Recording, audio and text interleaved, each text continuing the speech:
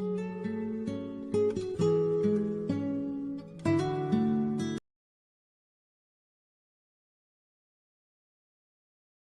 صلی اللہ علیہ وسلم نے فرمایا کہ جب کسی مسلمان سے گناہ ہوتا ہے وہ اللہ کے سامنے ہاتھ اٹھا کے گڑ گڑاتا ہے کہ اللہ مجھ سے جرم ہو گیا، مجھے معاف کر دے، میں تجھ سے عہد کرتا ہوں کہ آئندہ یہ گناہ نہیں کروں گا۔ تو اللہ فرشتوں سے کہتا ہے دیکھو بہت سے لوگوں سے گناہ ہوتا ہے وہ معافی نہیں مانگتے، یہ اس لیے معافی مانگ رہا ہے کہ اسے پتا ہے کہ اس کا کوئی خدا ہے جو گناہ پہ سزا بھی دے سکتا ہے اور چاہے تو گناہ کو معاف بھی کر سکتا ہے۔ ہمارے ہاں لوگ سفر کے مہینے کو منحوس سمجھتے ہیں، وہ یہ سمجھتے ہیں کہ اگر ہم اس مہینے میں شادی کریں گے تو ہماری شادی ٹوٹ جائے گی، اور اگر شادی ہو بھی جائے تو اللہ تعالی ہمیں اولاد سے نہیں نوازے گا۔ آئیے میں آپ کو اس مہینے کی فضیلت بتاتا ہوں۔ ہمارے پیارے نبی حضرت محمد صلی اللہ علیہ وآلہ وسلم نے اپنی پیاری بیٹی حضرت فاطمہ کا نکاح حضرت علی سے سفر کے مہینے میں کیا۔ اگر یہ مہینہ منحوس ہوتا تو ہمارے نبی پاک اس مہینے کا انتخاب کبھی نہ کرتے۔ اور جو لوگ سمجھتے ہیں کہ سفر کے مہینے میں اگر شادی کریں گے تو انہیں اولاد نصیب نہیں ہوگی، تو میں انہیں بتاؤں کہ حضرت فاطمہ کے بطن سے حضرت امام حسن اور حضرت امام حسین جیسی اولاد پیدا ہو۔ یہ صرف ہماری اپنی سوچ ہے، ہمارا وہم ہے۔ رسول اللہ صلی اللہ علیہ وآلہ وسلم نے ارشاد فرمایا، اللہ تعالیٰ کے لیے بعض لوگ ایسے ہیں جیسے کسی کے گھر کے خاص لوگ ہوتے ہیں۔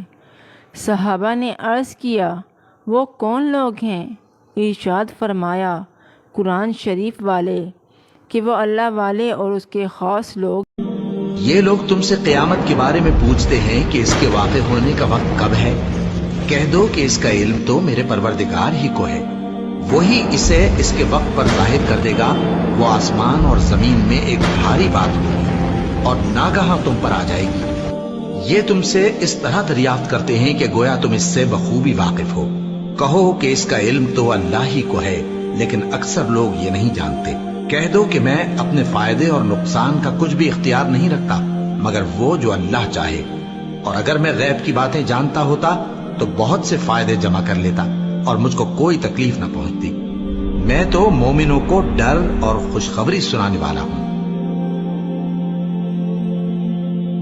اور ہم قبر کے 1 سال اور قریب ہو گئے، دنیا سے 1 سال اور دور ہو گئے، موت کے 1 سال قریب ہو گئے، زندگی سے 1 سال دور ہو گئے۔ تو یہ نیا سال اللہ نے ہمیں دیا ہے، ہم اس کی قدر کریں، ہم اس کی قدر کریں، ہم اس کے اندر کچھ نیکیاں بھر لیں۔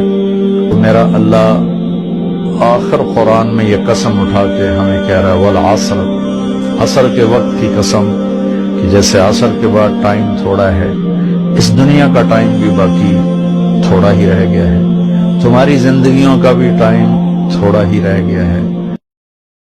نفل پڑھنے آسان ہے، تہجد پڑھنی آسان ہے، پیدل حج کرنا مشکل کام ہے پر آسان ہے، پر اس زبان کو روکنا کہ کسی کو دکھ نہ پہنچے میری زبان سے انتہائی مشکل کام ہے اور بہت عالی شان عمل ہے۔ کیا خوبصورت بات میرے نبی کی اللہ نے بیان فرمائی۔ ایک نبی بھیج رہا ہوں جو پوری زندگی ایسا بول نہیں بولے گا جس سے کسی کو تکلیف، کہ زندگی میں زبان سے پھول جھڑے، شہد جیسا میٹھا بول نکلا۔ کاش ہم اللہ کی فرما برداری کرتے اور رسول صلی اللہ علیہ وآلہ وسلم کا حکم مانتے۔ کاش میں نے اپنی اس زندگی کے لیے کچھ آگے بھیجا ہوتا۔ اے کاش میں نے پیغمبر کے ساتھ رستہ اختیار کیا ہوتا۔ اے کاش مجھ کو میرا اعمال نامہ نہ دیا جاتا اور مجھے معلوم نہ ہوتا کہ میرا حساب کیا ہے۔ اے کاش موت میرا کام تمام کر چکی ہوتی۔ آج میرا مال میرے کچھ بھی کام نہ آیا، مجھ سے میرا اقتدار جاتا رہا۔ کاش میں اپنے پروردگار کے ساتھ کسی کو شریک نہ بناتا۔ کاش ہم پھر دنیا میں لوٹا دیے جائیں تاکہ اپنے پروردگار کی آیتوں کی تکذیب نہ کریں اور مومن ہو جائیں۔ ہائے شامت، کاش میں نے فلاں شخص کو دوست نہ بنایا ہوتا، اس نے مجھ کو کتاب نصیحت کے میرے پاس آنے کے بعد بہکا دیا، اور شیطان انسان کو وقت پر دغا دینے والا ہے۔ اے کاش میں مٹی ہوتا، اور وہ فرمائے گا کہ گناہگارو تم آج الگ ہو جاؤ، اے آدم کی اولاد، کیا میں نے تم سے کہہ نہیں دیا تھا کہ شیطان کو نہ پوجنا، وہ تمہارا کھلا دشمن ہے، اور یہ کہ میری ہی عبادت کرنا یہی سیدھا رستہ ہے، اور اس نے تم میں سے بہت سی خلقت کو گمراہ کر دیا تھا، تو کیا تم سمجھتے نہیں تھے؟ یہی وہ جہنم ہے جس کے تمہیں دھمکی دی جاتی تھی، جو تم کفر کرتے رہے ہو اس کے بدلے آج اس میں داخل ہو جاؤ۔ حضرت سلیمان علیہ السلام نا دعا کرنے کے لیے باہر نکلے، بارش نہیں ہو رہی تھی، تو آپ باہر نکلے تو ایک چونٹی نے اپنے پر پھیلائے ہوئے، آپ چونکہ جانوروں کی بولیاں جانتے تھے تو چونٹی بھی دعا مانگ رہی کہ اللہ مہربانی فرما، بارش عطا فرما، قحط پڑ گیا۔ حضرت سلیمان بھی سارے لشکر کو لے کے باہر نکلے دعا کرنے کے لیے، تو رب کریم نے فرمایا سلیمان آپ واپس چلے جائیں، بارش ہو جائے گی، اور دعا نہ مانگیں، آپ جائیں۔ حضرت سلیمان نے عرض کی مالک دعا تو مانگ لینے دے، بارش کا تو نے فیصلہ کر لیا، تو دعا تو عبادت ہے۔ تو رب کریم نے فرمایا نہیں آپ جائیں۔